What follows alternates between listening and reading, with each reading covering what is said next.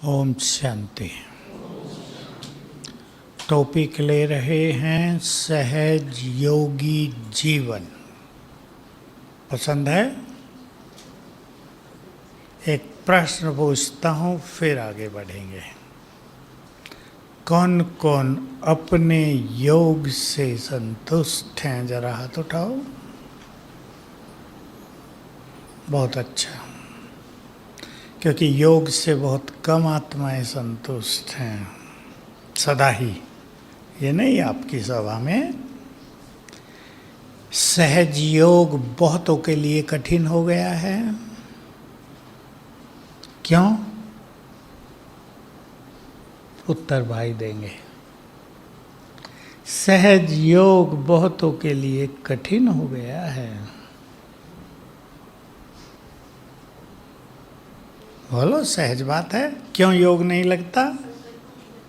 संकल्प व्यर्थ बहुत हैं, ऐसे कहो। कहाँ से आ गए वो? आप ही आ गए या हमने ही बनाए हैं? हम क्रिएट करते हैं। ये बात सभी को समझ लेनी चाहिए। दूसरी बात, क्यों सहज योग कठिन हो गया है? ये गीत बहुत सुंदर है लेकिन लंबा बहुत है, 10 मिनट का। इसलिए मैं कहा था थोड़ा ही बजाना, इसमें सारा है। बोलो, चेयरमैन बताएं, क्यों सहज योग कठिन हो गया है? बोलो।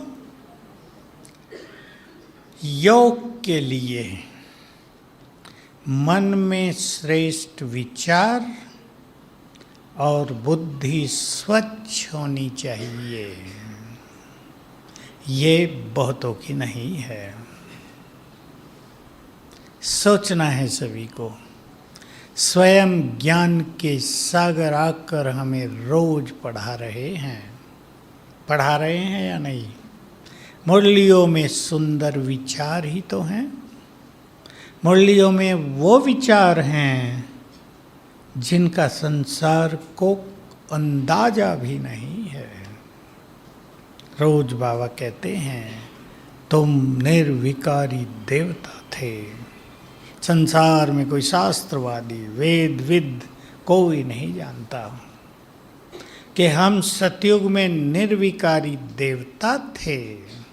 ये श्रेष्ठ विचार है या नहीं? अगर इस विचार को दिन में थोड़ा थोड़ा भी याद करेंगे तो अनेक व्यर्थ समाप्त हो जाएंगे। बुद्धि तीसरा नेत्र है। क्या है बुद्धि? मैं बिल्कुल बच्चों की तरह आपको पढ़ाऊंगा क्योंकि योग में बहुत कमजोर हैं आत्माएं। क्या है बुद्धि? तीसरा नेत्र। पीछे वाले भी हिस्सा लेंगे, केवल श्रोता नहीं बनेंगे। दूसरा है, बुद्धि है विवेक शक्ति। क्या है? जिसमें ज्ञान भर रहा है। अब ज्ञान की जगह किसी ने गंदगी भर ली हो, विवेक की जगह नफरत भर ली हो, ईर्षा द्वेष भर ली हो, चिंताएं और परेशानियां भर ली हों, तो बुद्धि स्थिर होगी नहीं। ये नेत्र है हमारा, इसमें हम सब कुछ धारण भी कर रहे हैं। इसलिए बुद्धि की एक और डेफिनेशन, बुद्धि हमारी धारणा शक्ति भी है। जो कुछ भी धारण हो रहा है, प्योरिटी, शक्तियाँ, सद्गुण, ज्ञान, वरदान, वो सब किस में हो रहा है? बुद्धि में हो रहा है। किस में हो रहा है? पीछे वाली माताएं बताएं। तो हमने अपनी बुद्धि को सोने का बर्तन बनाया है या डस्टबिन? विचार कर लेना। मुझे नहीं पता आपने क्या बनाया, मैं किसी को भी नहीं जानता। क्या बनाया है आप खुद देख लेना। डस्टबिन बना लिया होगा तो क्या फैलेगी? बदबू फैलेगी।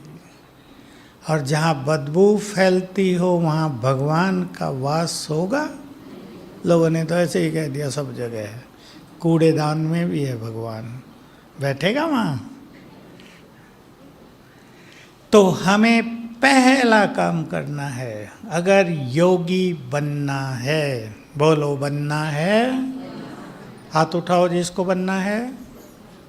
मेरे कहने से या सचमुच? तो कुछ करना पड़ेगा ना। हैं तैयार?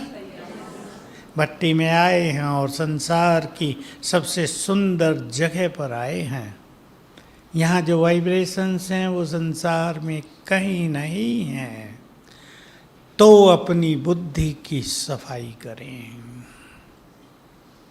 समझ लें, योग के बिना अगर योग शक्तिशाली नहीं होगा, अगर योग 4 घंटे तक नहीं होगा, मैं 8 की बात नहीं कर रहा हूँ, मैं 4 की ही करता हूँ, क्योंकि 8 घंटे की बात सुन के तो सभी क्या कर देते हैं तुरंत।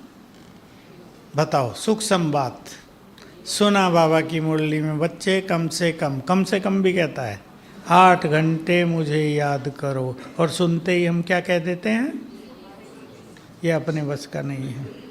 हमें पता भी नहीं चलता हमने क्या सोच लिया, कह देते हैं या नहीं, ये अपने बस का नहीं। मधुबन वाले करेंगे, मधुबन वाले कहते हैं बहुत सेवा, अपने बस का भी नहीं है, कोई और करेगा।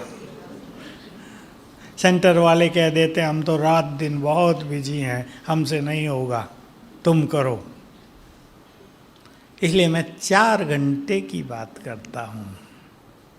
4 घंटे भी बैठ कर नहीं, मैं हर बार अंडरलाइन कराता हूँ। कई लोग सोचते हैं 4 घंटे कहाँ बैठेंगे, टाइम ही नहीं है। आप 1 घंटा भी ना बैठो, आप बिल्कुल ना बैठो, तो भी योगी बन सकते हैं। बन सकते हैं या नहीं? योग की सिंपल डेफिनेशन, स्मृति स्वरूप होना ही योग है, जिसके लिए बैठने की जरूरत नहीं। मैं देव कुल की निर्विकारी आत्मा हूँ, ये सोचने के लिए बैठना पड़ेगा क्या? बिल्कुल नहीं।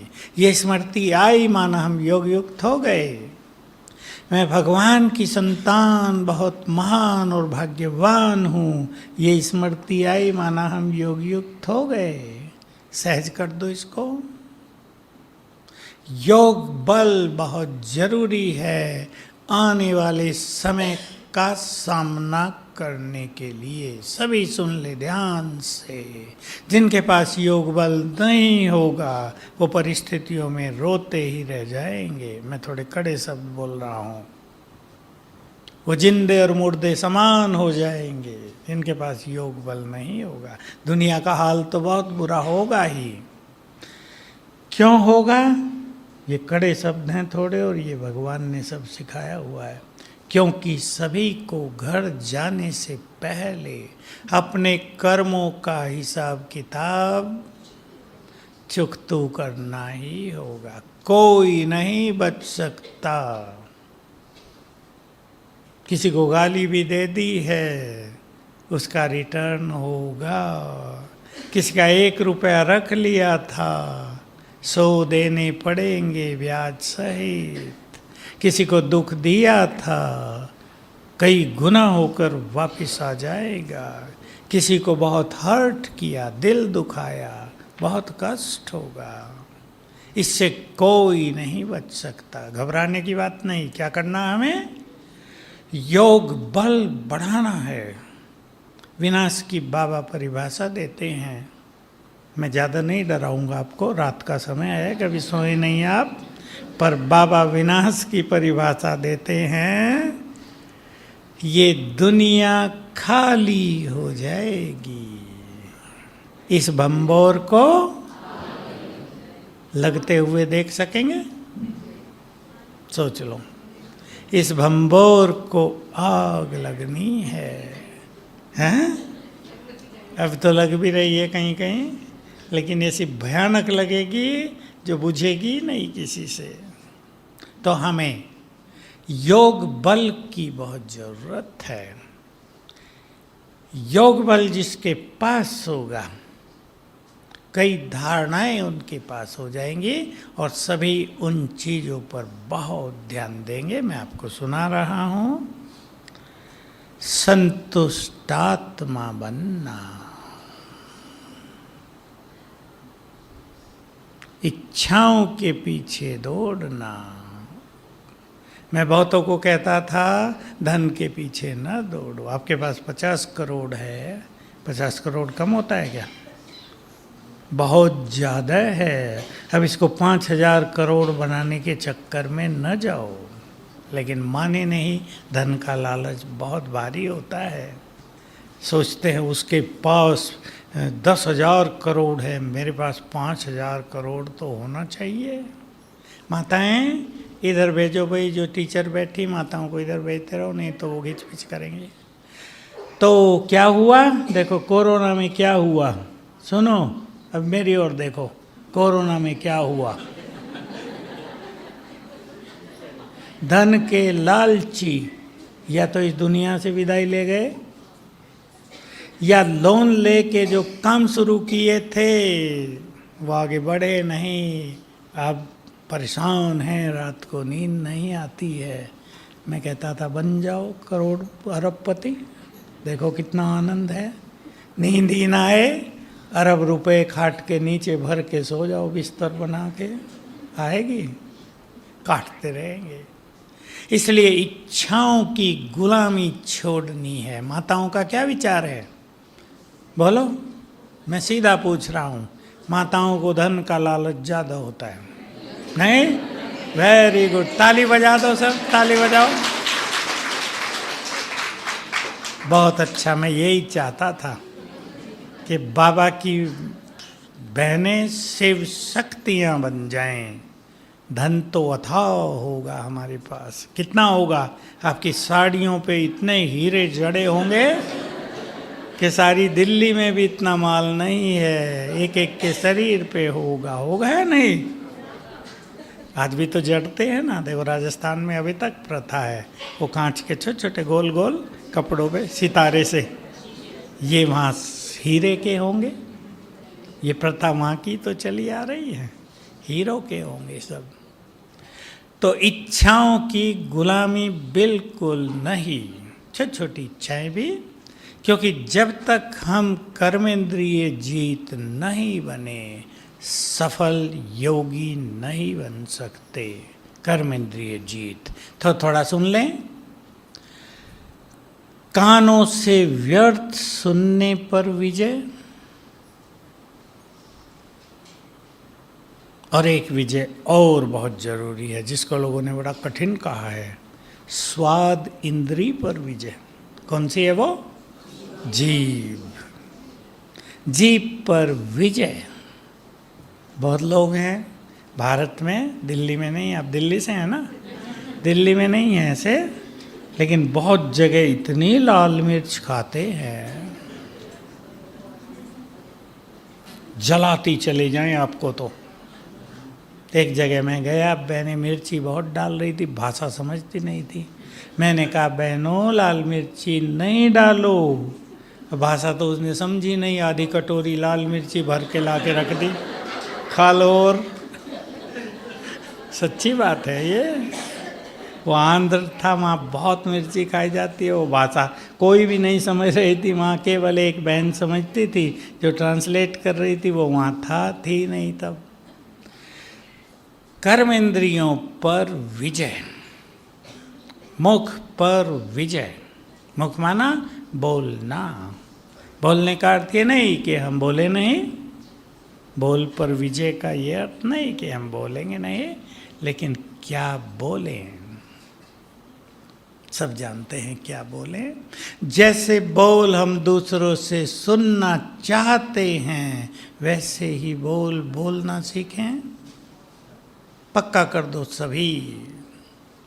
जैसे बोल हम दूसरों से सुनना चाहते हैं, वैसे ही बोल बोलना शुरू करें। सुखदाई, जो दूसरे के दिल को ठंडा कर दें।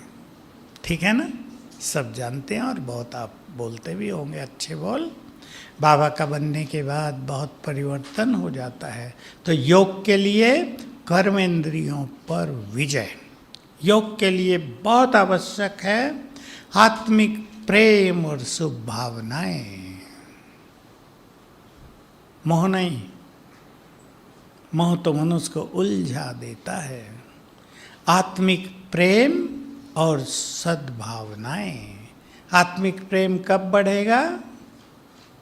जब आत्मिक दृष्टि की प्रैक्टिस करेंगे। इसलिए सभी भाई बहनें अपने अपने घरों से ही शुरू करें। अपने बच्चों को 3 बार 5 बार, परिवार के सभी सदस्यों को आत्मा देखें। यहाँ छोटी सी प्रैक्टिस है और बहुत काम की प्रैक्टिस है। ये सभी को जानना चाहिए। आत्मिक प्रैक्टिस से अनेक चीज़ें ठीक हो जाती हैं। अब 3 दिन करके देख लेना कि मुझे आज जो भी सामने आएगा उसे आत्मा ही देखना है। शाम तक आपके व्यर्थ संकल्प समाप्त हो जाएंगे। दैहिक दृष्टि, ये नहीं हम बुरी दृष्टि से किसी को देखेंगे, लेकिन दिखाई तो देह देता है ना। ये दैहिक दृष्टि हमारे व्यर्थ संकल्पों को बढ़ा देती है। मैंने आपको कहा बुरी भावनाएं हो या ना हो, लेकिन दैहिक दृष्टि व्यर्थ को बढ़ाती है, आत्मिक दृष्टि घटाती चलेगी। इसकी प्रैक्टिस करेंगे तो आत्मिक प्रेम बढ़ेगा। और साथ में आज एक परिवर्तन सबको करना है भट्टी में। किसी के लिए भी नफरत नहीं। चेक कर लो अपने को, होती है? कोई ये तो नहीं कह सकता मुझे किसी के लिए नहीं है। मैं भी नहीं कह सकता। मैंने बहुत काम किया इस पे, लेकिन फिर भी थोड़ी बहुत निगेटिव फीलिंग रह जाती है किसी के लिए। नफरत से मुक्त आत्मा का चित्त शीतल और निर्मल हो जाता है। चेक करेंगे, क्या करेंगे इस नफरत को खत्म करने के लिए? कुछ तो करना पड़ेगा ना, तब तो जाएगी ना, आप ही जाएगी, धीरे धीरे चली जाएगी। आत्मिक प्रेम बढ़ जाएगा। बोलो क्या करेंगे? बाबा ने जो बहुत सूक्ष्म ज्ञान दिया है, देखो बाबा ने एक बात कई बार कही होगी अव्यक्त में कि मान लो किसी में 100 अवगुण हैं, पर 1 गुण तो होगा ही। वो तो बाबा ने ऐसे ही कहा, पर कई होंगे ना गुण तो। एक व्यक्ति क्रोध बहुत करता है, उसमें और गुण बहुत हैं, लेकिन क्रोध ने सारे गुण छुपा दिए हैं। ऐसे ही होता है बस। सब कहेंगे बड़ा खराब आदमी है, बेचारा बहुत ईमानदार भी हो सकता है, दूसरों को मदद करने वाला भी हो सकता है, और कई क्वालिटी उसमें हो सकती हैं, लेकिन एक क्रोध उसके सब सद्गुणों को जैसे दफना देता है। तो गुण सभी में बहुत है, अवगुण देखने से नफरत पैदा होती है। अब समस्या ये है कि अवगुण तो दिखाई देते हैं। अब कोई गुस्साई कर रहा हो, हम कहें दिखता नहीं है, होगा? वो तो दूर दूर दिखाई देगा। बाबा ने कहा बच्चों की आवाज़ सूक्ष्म वतन तक भी आ जाती है, बाप तक। तो दिखाई देता है, परंतु क्या संकल्प करेंगे? ये इस आत्मा का अपना संस्कार नहीं है, ये तो रावण का संस्कार है। ये आत्मा तो निर्मल पवित्र प्रेम से भरपूर।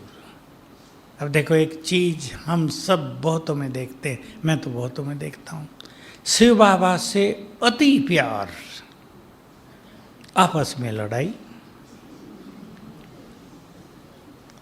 थोड़ी बहुत, लेकिन शिव बाबा के लिए पूरी कुर्बानी कईयों में ये दिखाई देता है। तो बाबा ने इसके लिए उत्तर दे दिया था बहुत अच्छा, यहीं इसी हॉल में यहीं बैठकर। कई बच्चे कहते हैं हमारा बाबा से बहुत प्यार है, छाती फाड़ के दिखाएं तो बाबा ही निकलेगा, लेकिन अगर परिवार से प्यार नहीं है तो बाबा तुम्हारे उस प्यार को स्वीकार नहीं करता। रचयिता से प्यार माना रचना से प्यार। तुम तो बहुत अच्छे हो, पर तुम्हारी रचना बेकार है। बाबा ने शब्द बोले। कई कहते हैं बाबा तो बहुत अच्छा है, पर ये परिवार उसका। हमें अपनी एक दृष्टि बदलनी है। उसका ये परिवार कौन है? नहीं, बहुत अच्छा था, पर क्यों अच्छा है? सोचो, ये सब परिवार बैठा, उसका मैं यहाँ की बात करूं, क्यों ये सब बहुत अच्छे हैं? हम सब बहुत अच्छे क्यों हैं? ठीक बोल रहे, और बोलो।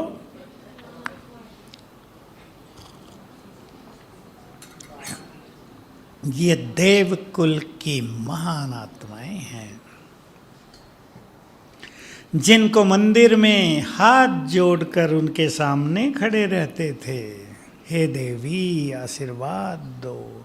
जब वो देवी सामने आ गई तो उससे नफरत कर रहे हैं, बड़ी खराब हो तुम। सोचो जरा, सोच के देखो, हो रहा है या नहीं ऐसा ही? जब वो पत्थर की मूर्ति थी तब तो बहुत प्यारी थी, और जब वो चेतन में आ गई तो उस जैसा खराब कोई नहीं। दृष्टि को बदलेंगे जरा। तो सबसे प्यार अगर पैदा करना है खास ईश्वरीय परिवार में, तो संकल्प करेंगे ये सब महान आत्माएं हैं, ये सब इस देव देवियां हैं, ये वो सब हैं जो भगवान से बहुत प्यार करते हैं और जिन्हें शिव बाबा बहुत प्यार करते हैं। तो प्यार बढ़ जाएगा। टाइम ले सकता है, क्योंकि ये चीज़ें एक दो दिन में नहीं आती है, पर अगर हम इसको संकल्प बनाएं अपना दृढ़, तो धीरे धीरे नफरत समाप्त होगी, चित्त शांत होगा, योग बहुत अच्छा लगने लगेगा। हमें एक धारणा पर बहुत ध्यान देना है समय अनुसार भी, कि हम बहुत सरल चित्त बने। सभी इसकी प्रैक्टिस करेंगे। सरलता, इंग्लिश में इजी गोइंग नेचर, सहज स्वभाव। बाबा ने मुझे तो प्रैक्टिकल में सिखाया था। मुझे तो लगता है मुझे ही सिखाया था वो बाबा ने। बहुत साल पहले की बात है, 50 साल से भी ज़्यादा। तुम अगर सरल होगे तो तुम्हारी बीमारियां भी सरल हो जाएंगी। तुम सरल होंगे तो तुम्हारी समस्याएं भी सरल हो जाएंगी। तुम सरल होंगे तो तुम्हारे संस्कार भी सरल हो जाएंगे। तुम सरल होंगे तो योग भी सरल हो जाएगा, और तुम्हारे जो संपर्क संबंध है, रिश्ते नाते, उनमें भी सरलता आ जाएगी। मैं तो सीख ली थी, तब से प्रैक्टिस की बहुत ज़्यादा। सहज भाव से हर चीज को लेना, उससे बहुत परेशानी नहीं होगी मन में। व्यर्थ संकल्पों का तूफान मन में नहीं चलेगा। ध्यान दें इस पर सभी। लाइफ को सहज बनाना है, सोच लेंगे। कईयों की जीवन भाग दौड़ की जीवन है, सदा ही जैसे भाग रहे हैं, मन उससे भी तेज भाग रहा है। इसको शांत करना है। मैंने अपने लिए जो एक स्लोगन रखा था वही आपको सुना रहा हूँ। ज्ञानी बुद्धिमान वही है जो अपने चित्त को शांत कर ले। लिख लो जो लिख रहे हैं, काम करना इस पे। बुद्धिमान वही है, ज्ञानी, जो अपने चित्त को शांत कर ले। तो सरल चित्त होने के लिए हमें बहुत चीजों को स्वीकार करना ही होगा। बहुत अच्छी तरह सभी चिंतन करेंगे मधुवन में आकर। ये कलयुग का अंत है, ये द्वापर भी नहीं है। अंत में क्या हो सकता है संसार में? कितनी बुराई होंगी, विकार अपनी चरम सीमा पर, पाप चरम सीमा पर, और इससे अच्छा क्या होगा जो है। कलयुग में जो कुछ है अच्छाई भी तो बहुत दिख रही है ना, और क्या इससे अच्छा होगा, हो ही नहीं सकता। और जो आपके घर में संगठन हुआ है आत्माओं का, 5-7 बच्चे, पति पत्नी, सास ससुर जो भी हैं, वो सब क्यों संगठित हुए हैं? सबके कर्मों के हिसाब किताब सबको समीप ले आए। उसमें कुछ अच्छे कर्म, कुछ खराब कर्म, कोई लेने आया है, कोई देने आया है, इसे स्वीकार करना ही होगा। गहन चिंतन का विषय है।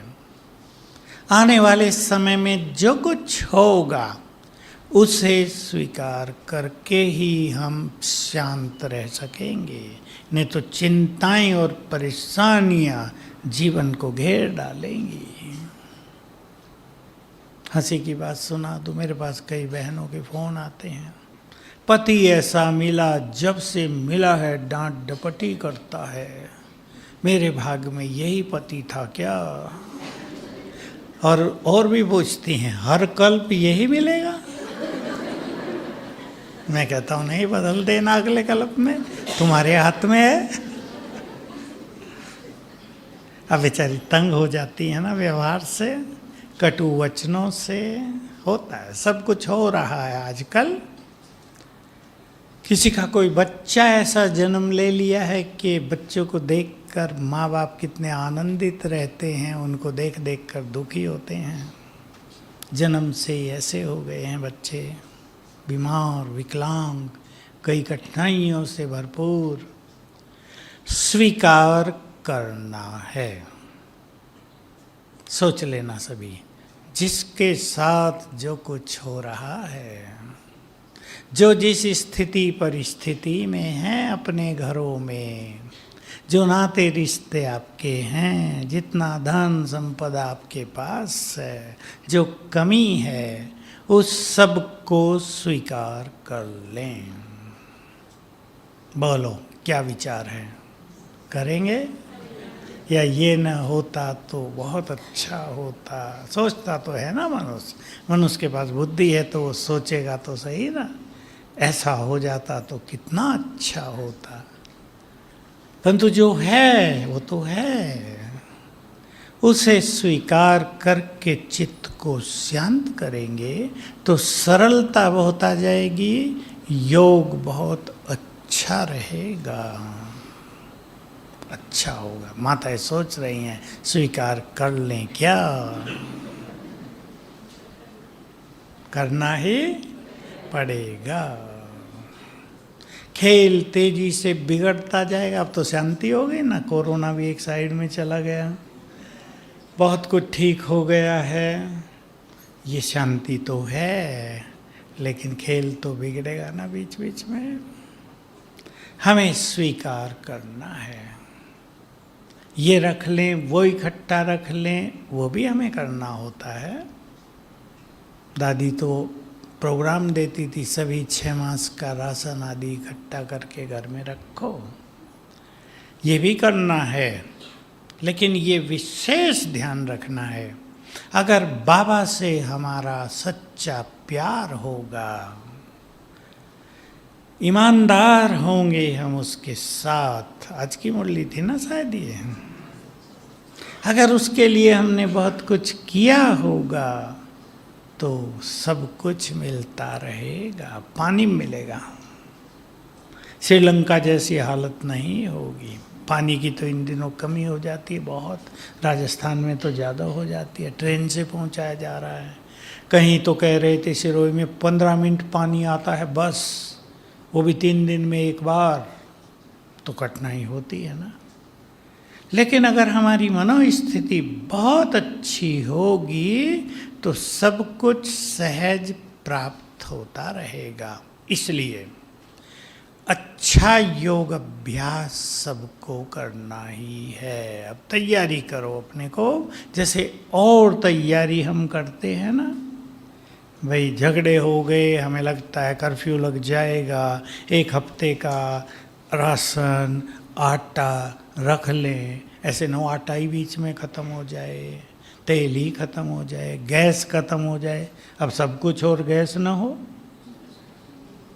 और बहुत कुछ हो, माचिस ना हो। बाबा उदाहरण दिया करता था, उन दिनों ये सब नहीं थे लाइटर वाइटर।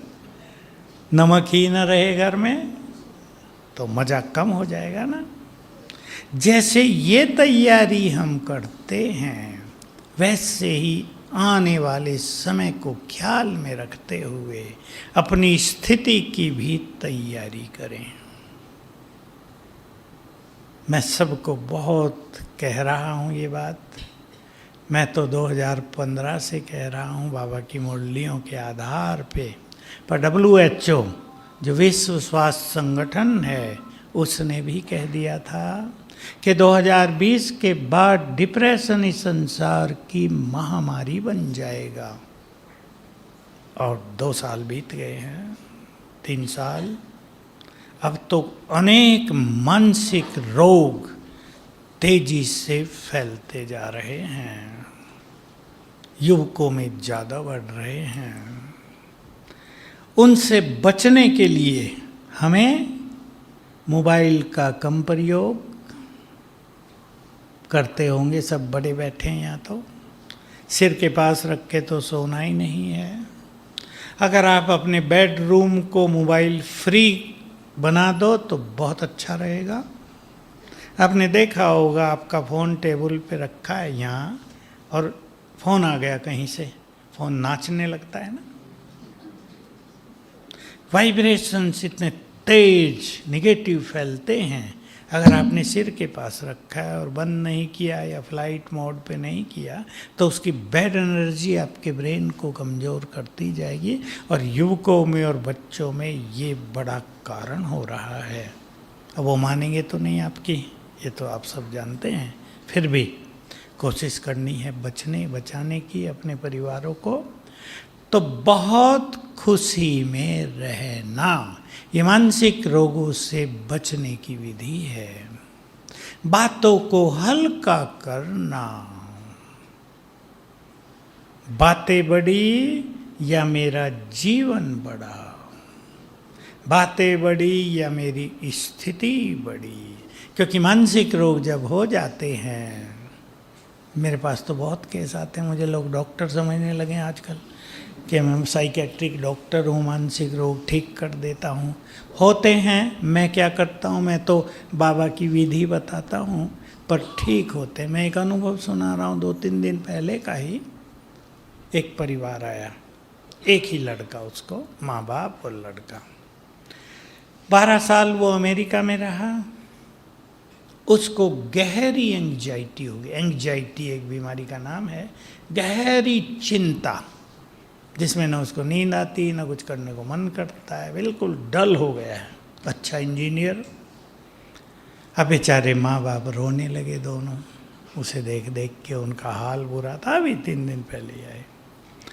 मैंने उन्हें बाबा की 5-7 बातें सिखाई, भाई ये करो अच्छा हो जाएगा। मैं तो कहा 6 मास करना, फिर कभी नहीं आएगा। 3 मास तो छोड़ना ही नहीं है बिल्कुल। मैंने कहा आज से ही शुरू करो। शाम के टाइम आए थे, आज रात को करो, कल सवेरे करना और करते रहना।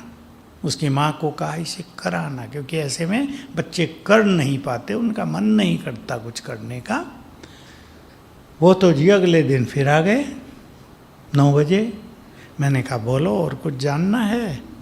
कहा मैं तो बहुत ठीक हो गया हूँ।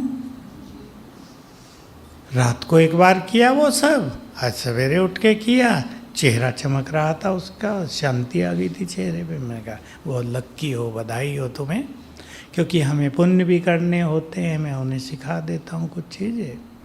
है ये सब पाप का इफेक्ट। तो सभी हल्के रहेंगे, स्वीकार करेंगे और अपने जीवन को, अपनी नेचर को, मेंटलिटी को ऐसा बनाएंगे, खुश रहें। छोटी छोटी बातें हमें परेशान न कर दें, छोटी छोटी बातें चिंताओं में डुबो न दें। बाबा भी तो है ना हमारे साथ। एक माता फ़ोन कर रही थी, लड़की की शादी करना चाहती हूँ, मेरे बाद इसका कौन होगा। मैंने कहा की नहीं। कहा एक बार की थी, डिवोर्स हो गया, अब ये शादी करना नहीं चाहती, मैं चाहती हूँ मेरी जान बचे, ये शादी कर लें।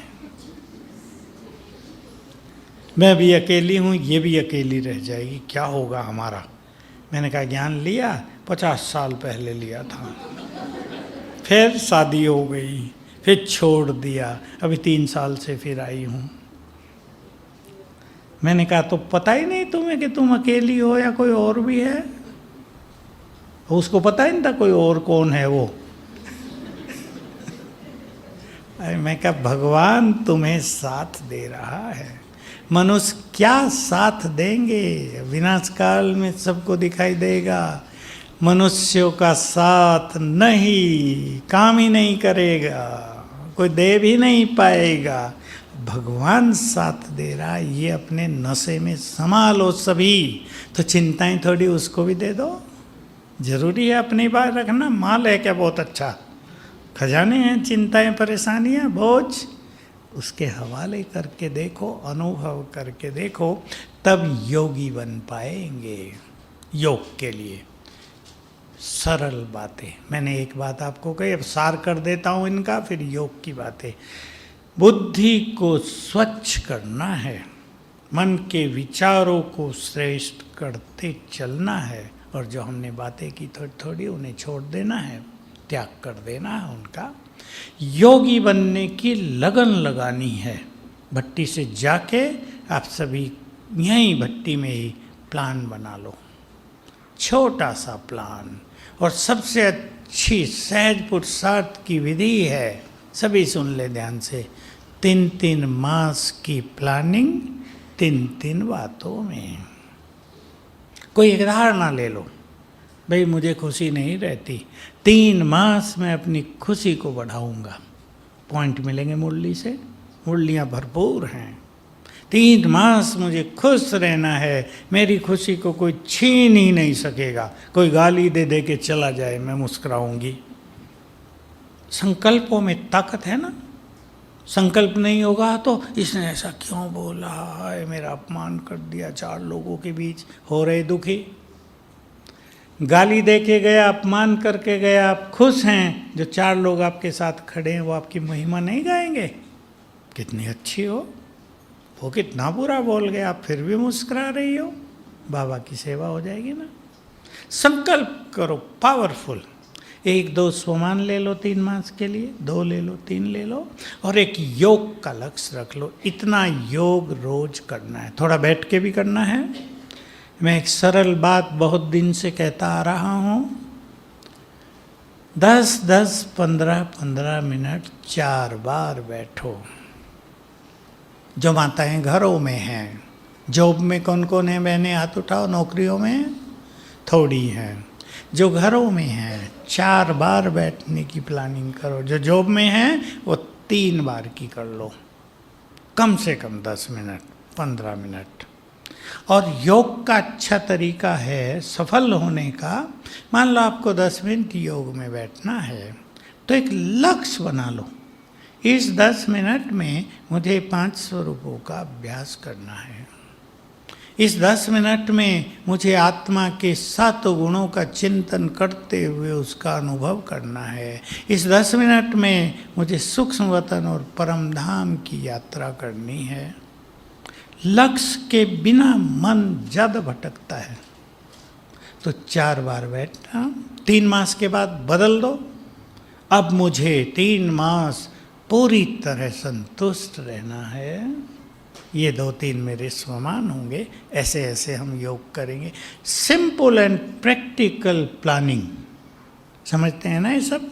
सिंपल माना जो बहुत सहज हो, प्रैक्टिकल माना जो की जा सके।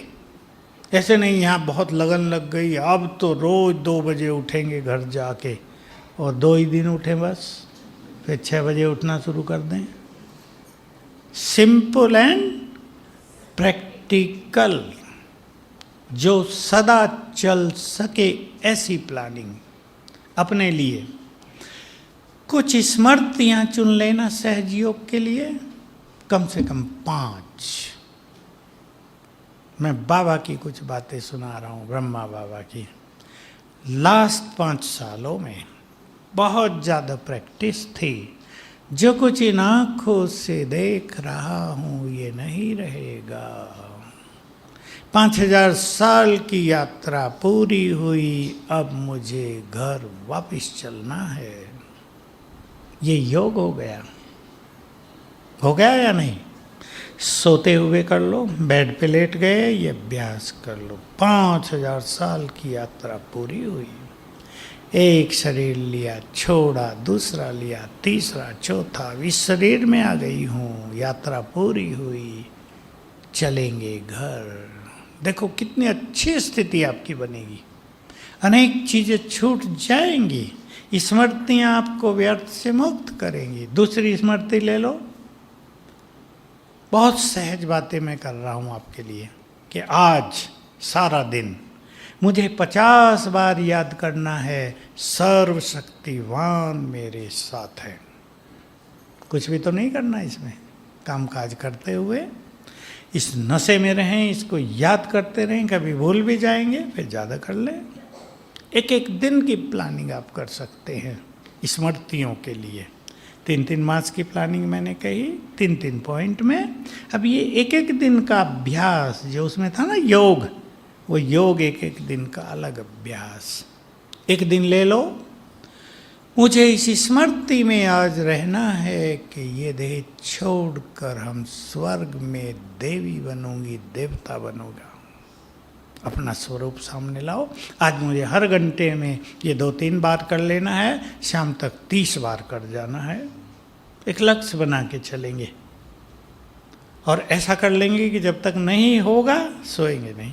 मैंने ऐसे ही किया शुरू में, यहीं मधुबन में। इतने घंटे योग करना, नहीं होगा तो सोएंगे नहीं।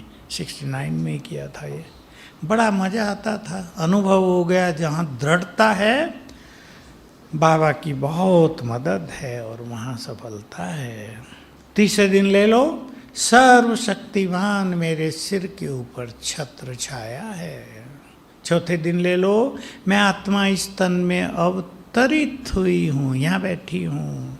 5वां दिन ले लो, मैं अभ्यास करूंगी, मैं आत्मा स्वराज्य अधिकारी हूँ, मस्तक सिंहासन पर विराजमान, मन बुद्धि की मालिक हूँ। 6वां दिन ले लो, मैं शिव शक्ति हूँ, मास्टर सर्व शक्तिमान हूँ। सारा दिन याद करूंगी 100 बार। ये सहज योग के तरीके हैं। 7 दिन के लिए 7 बना लो। 7वें दिन ले लो, मैं इष्ट देवी हूँ, मैं वही हूँ जिनकी मंदिरों में पूजा हो रही है। अपने इष्ट देवी स्वरूप को देखो। मेरे को 8 भुजाएं हैं, मैं मंदिर में हूँ, सामने 100 भक्त खड़े हैं, मुझे देख रहे हैं। ये है हमारी इष्ट देवी। ये स्मृतियाँ हैं। स्मृति स्वरूप होने से हमारा योग सहज हो जाता है। तो 2 बातें हैं, हम व्यर्थ को मिटाने का युद्ध करते रहें जीवन भर, या स्मृतियों में रहें और व्यर्थ आप ही भाग जाए। मार्ग हमें चुनना है, कौन सा पसंद करेंगे? स्मृति स्वरूप होने का। नहीं तो बहुत लोग व्यर्थ से ही संघर्ष कर रहे हैं जीवन में, उन्हें पता ही नहीं चलता इस व्यर्थ को खत्म कैसे करें। युवक बहुत आते हैं, इतना चल रहा है वन में, पढ़ाई होती नहीं। बहुत कन्याएं आती हैं, हायर कंपटीशन दे रही हूँ, मन बहुत चल रहा है, न पढ़ने को मन करता, न पढ़ने में एकाग्रता होती, क्या करूँ? कोई IAS कर रही है, आजकल लड़कियां बहुत होशियार हैं, कोई CA कर रही है, कोई CS कर रही है, कोई MBA कर रही है, बहुत अच्छी बात है, कोई मेडिकल में है, कोई MTech कर रही है, बहुत अच्छी बात है। हमारे देश की माताएं, कन्याएं हाईली एजुकेटेड हो रही हैं, बहुत आगे बढ़ रही है, हमारे देश के लिए गौरव की बात है। परंतु मन अगर बहुत तेज दौड़ रहा हो तो कुछ भी नहीं कर पाता, मन उस पर निराशा होती है, एक्सपेक्टेड रिजल्ट नहीं मिलते हैं। तो अब चुन लें सभी, मुझे व्यर्थ से युद्ध करते करते संगम बिता देना है, या स्मृतियों में रह के इस ब्राह्मण जीवन का आनंद लेना है। मैंने देखो सवेरे के लिए एक दो संकल्प बहुत सुंदर दिए सबको, और बहुत लोग करते हैं, जो नहीं करते वो करना शुरू करें। उठे, बाबा को गुड मॉर्निंग किया, मैं शिव शक्ति हूँ। बाबा का एक महावाक्य याद करेंगे, मुरली में आ गया है, सवेरे स्वमानों से सज धज कर मेरे पास आओ। याद करना, स्वमान की 10-20 याद कर लो उठते ही। तो मैं वही बता रहा हूँ 3-4 चीज़ें। मैं बाबा को गुड मॉर्निंग किया, मैं शिव शक्ति हूँ, मास्टर सर्व शक्तिवान हूँ, मैं बहुत भाग्यवान हूँ क्योंकि स्वयं भगवान मेरे साथ है, मेरे साथ सब कुछ बहुत अच्छा होगा। जरा सच्चे दिल से संकल्प कर लेना, मैं बहुत भाग्यवान हूँ, बहुत धनवान हूँ, मेरे साथ बाबा है, इसलिए मेरे साथ सब कुछ बहुत अच्छा होगा। देखो मज़ा आ जाएगा ज़िंदगी में। सवेरे सवेरे आप चार्ज हो जाएंगे। ये स्मृतियाँ हैं, इनका सारा दिन अच्छा अभ्यास करेंगे। व्यर्थ खत्म, सहज योग। योग में आप थोड़ा थोड़ा ही बैठेंगे, मज़ा आ जाएगा। 10 मिनट भी बैठेंगे, सुंदर अनुभव होंगे, बैठने को दिल करेगी और जीवन सरल, समस्याएं भाग जाएंगी। ओम शांति।